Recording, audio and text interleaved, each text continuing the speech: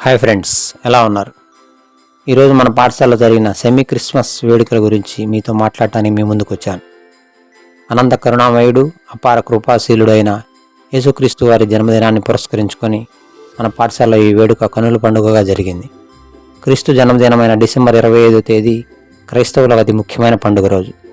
క్రైస్తవులు జీసస్ను రక్షకుడని, దేవుని కుమారుడని, దేవునిగా భావించి అత్యంత భక్తి శ్రద్ధలతో ప్రార్థన చేస్తుంటారు.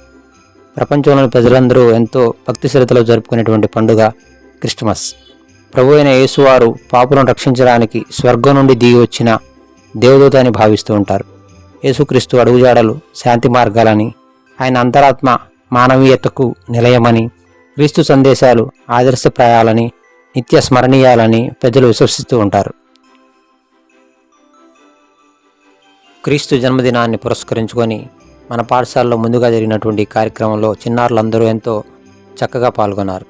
ముందుగా క్రీస్తుపై పాటలు పాడారు, ప్రార్థనలు చేశారు.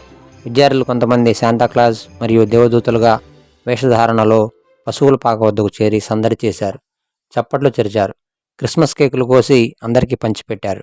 క్రీస్తు జన్మదినాన్ని పురస్కరించుకొని కొంతమంది విద్యార్థులు చేసిన నృత్యాలు అందరినీ ఆకట్టుకున్నాయి. క్రీస్తు జన్మించిన పశువుల పాక వద్ద చిన్నారులు చేరి ఫోటోలు దిగి ఆనందించారు. ఒకరికొకరు క్రిస్మస్ గ్రీటింగ్స్ చెప్పుకున్నారు. శాంతాక్లాజ్ పిల్లలందరికీ కూడా బహుమతులు పంచిపెట్టారు. ఈ సందర్భంగా మన పాఠశాల డైరెక్టర్స్ బాబు సార్ మరియు సత్యం సార్ మాట్లాడుతూ అందరికీ ముందుగా క్రిస్మస్ శుభాకాంక్షలు తెలియపరిచారు.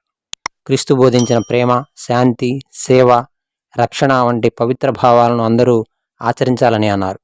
మానవుల మనస్సులోని పాపాలను దూరం చేసి వారిని దుఃఖాల నుండి రక్షించడానికి భూమిపై అవతరించిన అనంత కరుణామయుడు యేసుక్రీస్తు వారని అన్నారు. ఈ పండుగ మత సామరస్యానికి, ఇతరుల కోసం చేసిన త్యాగానికి చిహ్నమని కొనియాడారు. యేసువారు చూపిన ప్రేమ, జాలి, దయ, సానుభూతి, త్యాగ గుణాలు విద్యార్థులందరూ కూడా అలవర్చుకోవాలని అన్నారు.